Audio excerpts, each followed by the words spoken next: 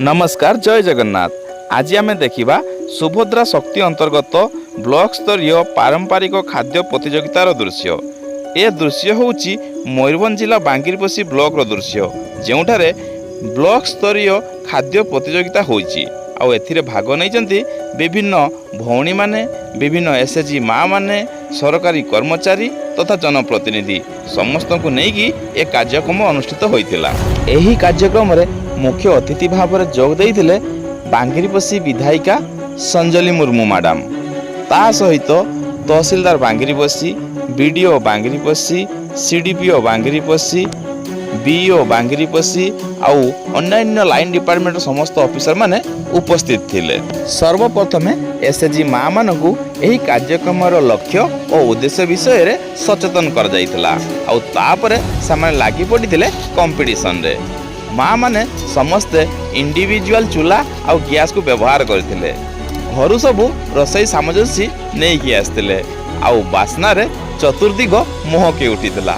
सेमाने लागि पड़िथिले रसोई रे किपरि भलो रेसिपी करिवे आउ हजि जाइतिबा से पुराणा खाद्य को आउ थरे लोकलोचन को आनिबे। तो चलंतु तांको मुहरु सुनिबा सेमाने केउ रेसिपी तैयारी करिवे। आपनकर कोन आइटम? दहीबरा आलुदम, सरे पुडा पिठा जो पारंपरिक पुराणा काळर ठीक अछि। आपन को आइटम मैडम कौन करिए? आज्ञा मटर सूप और मांडिया पिठा।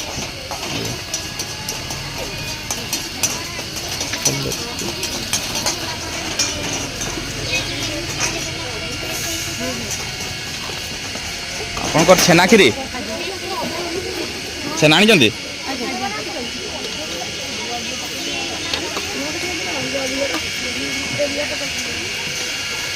एटी कौन हम कि पिठा? मंडा पिठा, एंड्री पिठा आउ मांडिया चा हम।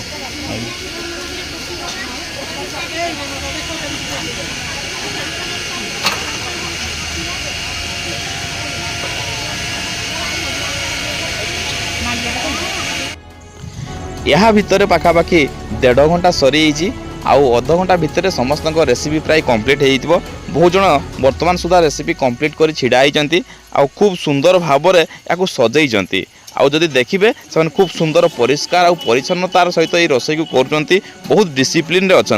आउ विशेषकर जो गैस व्यवहार कर निया प्रति से बहुत जत्नवान अच्छा। आउ धन्यवाद दवा फायर सर्विस बांगिरपोशी को से उपस्थित थे आउ कौन से दैवी दुर्घटना जपरि न घटब से जत्नवान थे। वर्तमान युवपीढ़ी साधारणतः समस्ते फास्टफुड को निजर प्रिय खाद्य रूपे ग्रहण करते।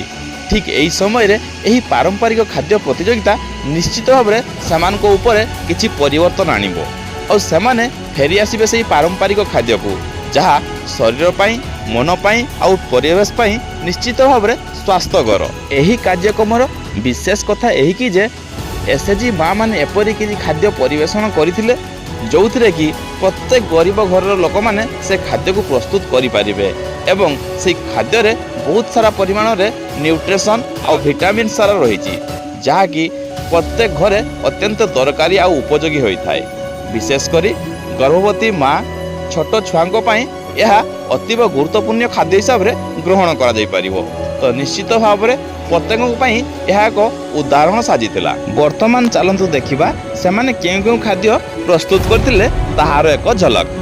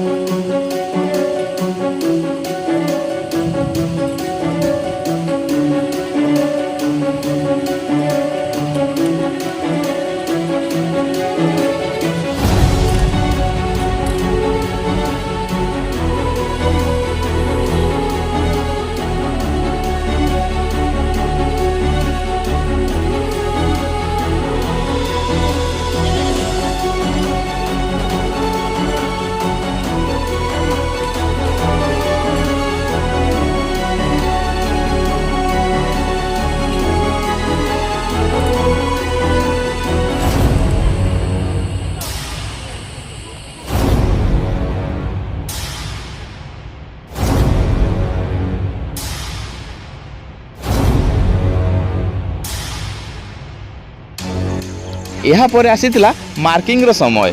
तेणु जज समस्ते एवं विधायिका मैडम उपस्थित रही खाद्यर स्वाद नहीं आउ से अनुजाई मार्किंग मध्य करथिले।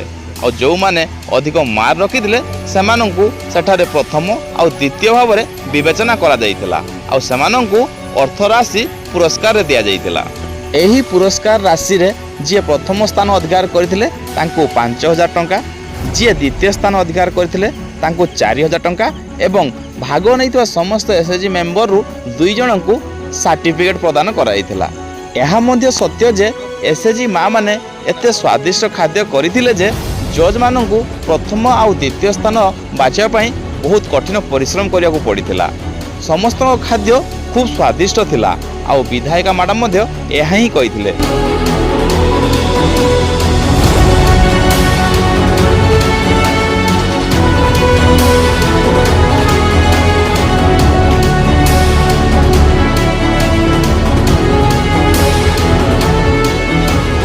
आशा करछि आपण समस्त को यही कार्यक्रमटी खूब मन को पाई और सभा शेष में जो एसएचजी माँ मैंने प्रथम और द्वितीय स्थान अधिकार करते से अर्थ राशि और अन्य मानक सर्टिफिकेट डिस्ट्रीब्यूशन कराइला। तेणु आपण अंचल कि किपरि भाव में पालन कराइला निश्चित कमेंट बॉक्स रे जणांतु।